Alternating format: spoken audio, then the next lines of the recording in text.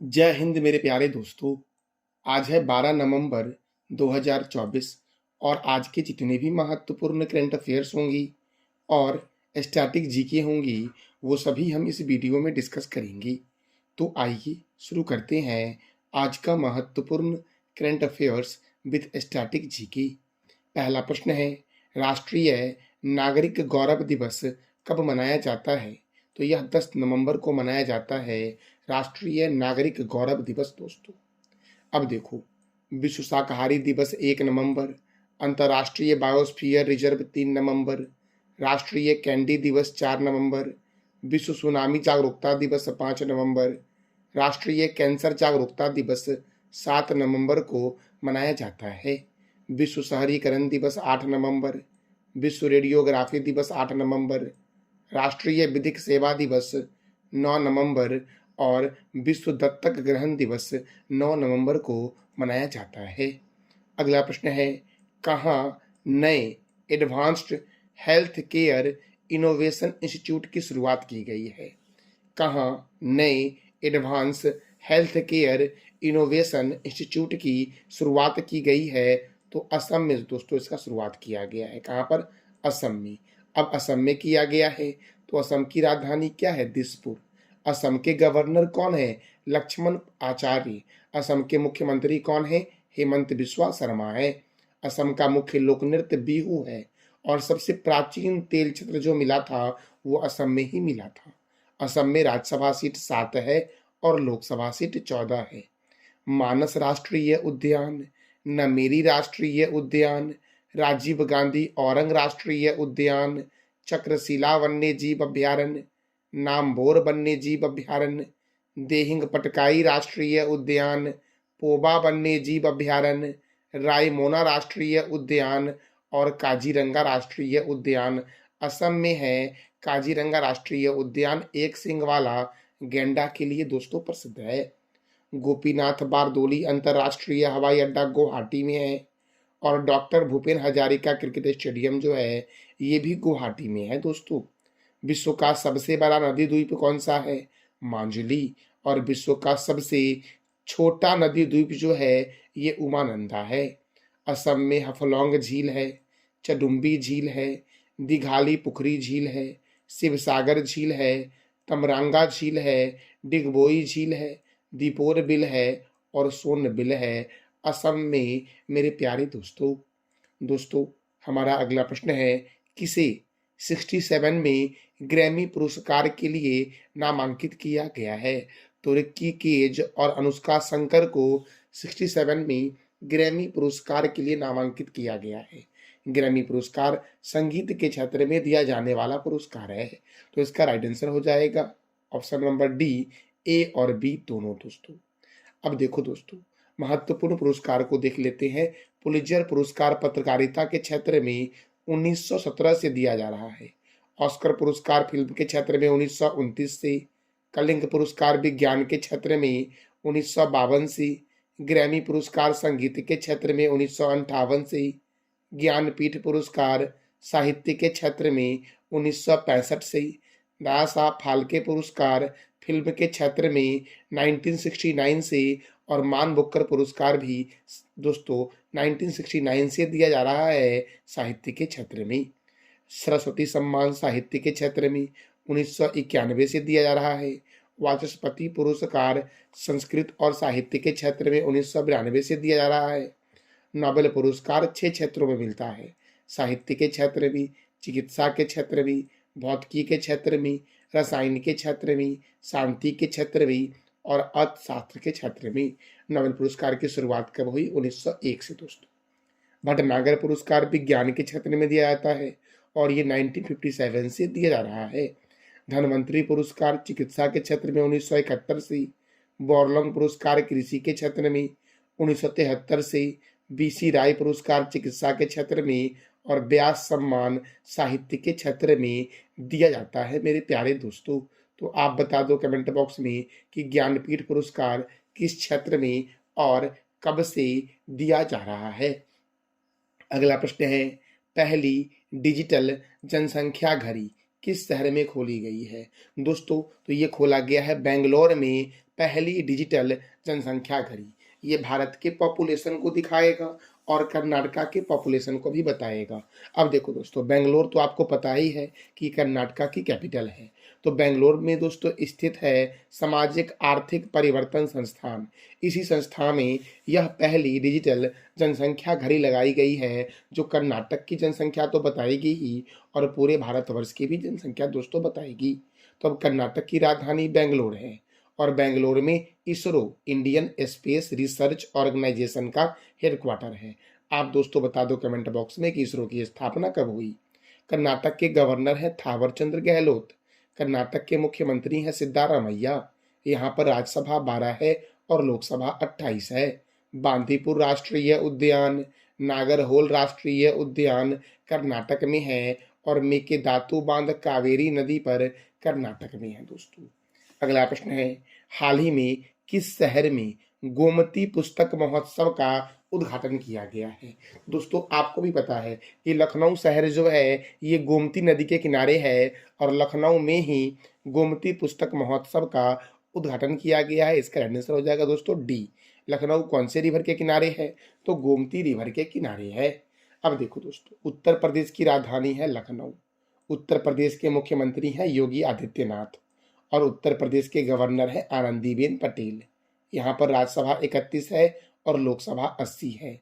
दुधवा राष्ट्रीय उद्यान, हस्तिनापुर वन्य जीव अभ्यारण्य, रानीपुर वन्य जीव अभ्यारण्य, चंद्रप्रभा वन्य जीव अभ्यारण्य, सुर सरोवर वन्य जीव अभ्यारण्य, बखीरा वन्य जीव अभ्यारण्य, पिलभित राष्ट्रीय उद्यान, अमानगढ़ बाघ रिजर्व और लाख बहोसी अभ्यारण्य किस राज्य में है, तो उत्तर प्रदेश में है। दोस्तों भारतीय चीनी तकनीकी संस्थान कहाँ है, कानपुर में। और कानपुर जो दोस्तों है ये गंगा रिवर के किनारे है। कानपुर कौन से रिवर के किनारे है, तो गंगा रिवर के किनारे है। भारतीय दलहन शोध संस्थान कानपुर में है। औद्योगिक विश्वविज्ञान अनुसंधान केंद्र कहाँ है, तो लखनऊ में है। औद्योगिक विश्वविज्ञान अनुसंधान केंद्र, केंद्रीय औषधि अनुसंधान केंद्र लखनऊ में है। केंद्रीय वनस्पति अनुसंधान केंद्र लखनऊ में है और बीरबल सहनी जीवाश्म विज्ञान संस्थान लखनऊ में है। सीडीबी का हेडक्वार्टर कहाँ है, लखनऊ में। और सीडीबी की स्थापना कई बार एग्जाम में पूछी गई है दोस्तों। सीडीबी की स्थापना 2 अप्रैल 1990 को हुई थी। दोस्तों राष्ट्रीय राजमार्गों का चौराहा के नाम से जानते हैं कानपुर को और नवाबों के शहर के नाम से जानते हैं लखनऊ को मेरे प्यारे दोस्तों। अच्छा आप बताओ दोस्तों कि चौधरी चरण सिंह अंतर्राष्ट्रीय हवाई अड्डा जो है ये उत्तर प्रदेश के किस शहर में है। चौधरी चरण सिंह अंतर्राष्ट्रीय हवाई अड्डा मेरे प्यारे दोस्तों इस वीडियो का पीडीएफ आपको टेलीग्राम पे मिल जाएगा, जिसका लिंक वीडियो के डिस्क्रिप्शन बॉक्स में है।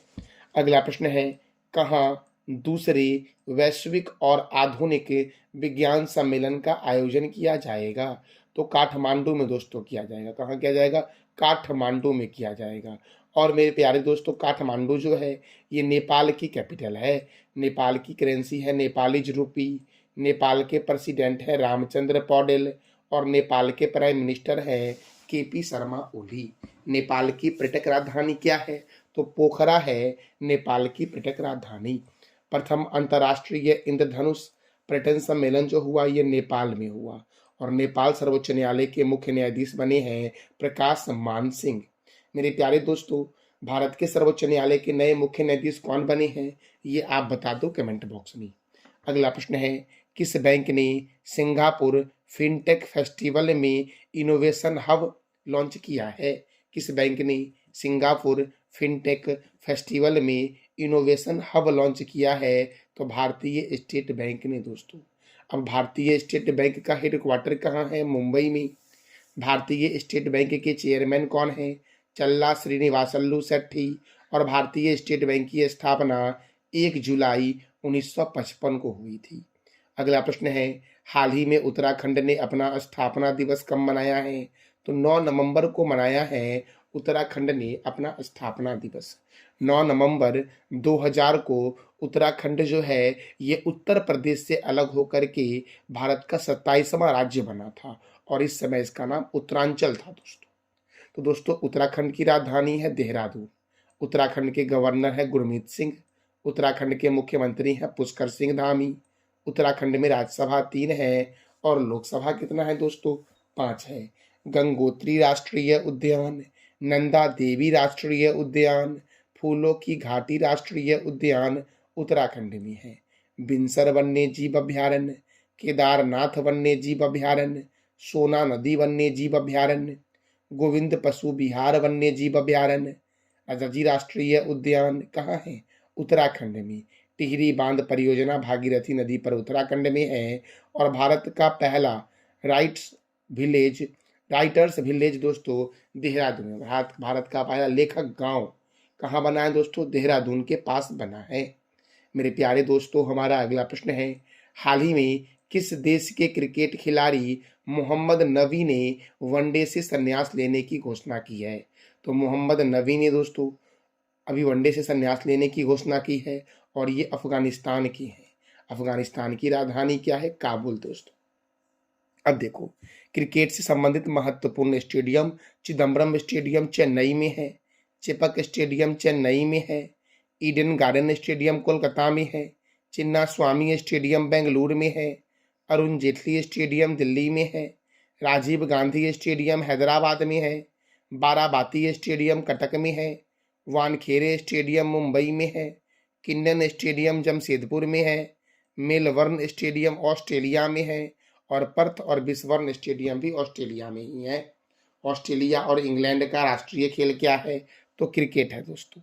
देखो, क्रिकेट के महत्वपूर्ण कप और ट्रॉफी को देख लेते हैं। Ranji trophy, Irani trophy, Vijay Hazare trophy, Moin Uddowla gold cup, Cooch Behar cup, Duleep trophy, Rohinton Baria cup, GD Birla trophy और देवधर ट्रॉफी का संबंध क्रिकेट से है। दुनिया का सबसे बड़ा क्रिकेट स्टेडियम का नाम है नरेंद्र मोदी स्टेडियम, जो अहमदाबाद में है और अहमदाबाद गुजरात में है, साबरमती नदी के किनारे। भारत में जो क्रिकेट को कंट्रोल करती है उस संस्था का नाम है बीसीसीआई, अर्थात board of control for cricket in India. इसका हेडक्वार्टर है मुंबई के वानखेड़े स्टेडियम में और इसकी स्थापना 1 दिसंबर 1928 को हुई। और इसके प्रेसिडेंट कौन है? रोजर बिन्नी। मेरे प्यारे दोस्तों, देखो, भारत में क्रिकेट की सर्वोच्च संस्था है बीसीसीआई, लेकिन वर्ल्ड में है आईसीसी, अर्थात इंटरनेशनल क्रिकेट काउंसिल, जिसका हेडक्वार्टर दुबई में है। और आईसीसी की स्थापना 1909 में हुई थी। आईसीसी के चेयरमैन है जय शाह। मेरे प्यारे दोस्तों, ये था हमारा आज का महत्वपूर्ण current affairs with static GK. मैं प्रत्येक दिन आपसे वीडियो के एंड में 3 प्रश्न करता हूँ। तो मैंने जो कल किया था वो प्रश्न हमारा था, जनजातीय गौरव दिवस कब मनाया गया? 15 नवंबर को। भारतीय सैन्य विरासत महोत्सव 2024 कहाँ शुरू हुआ? नई दिल्ली में। दुनिया की पहली लकड़ी की सैटेलाइट किस देश ने लॉन्च की है? तो जापान ने की है। आज का आपका 3 प्रश्न है, चिदम्बरम स्टेडियम कहाँ है, राजाजी राष्ट्रीय उद्यान कहाँ है और स्टेट बैंक ऑफ इंडिया की स्थापना कब हुई? तो इस तीनों प्रश्न का जवाब देना है आपको कमेंट बॉक्स में।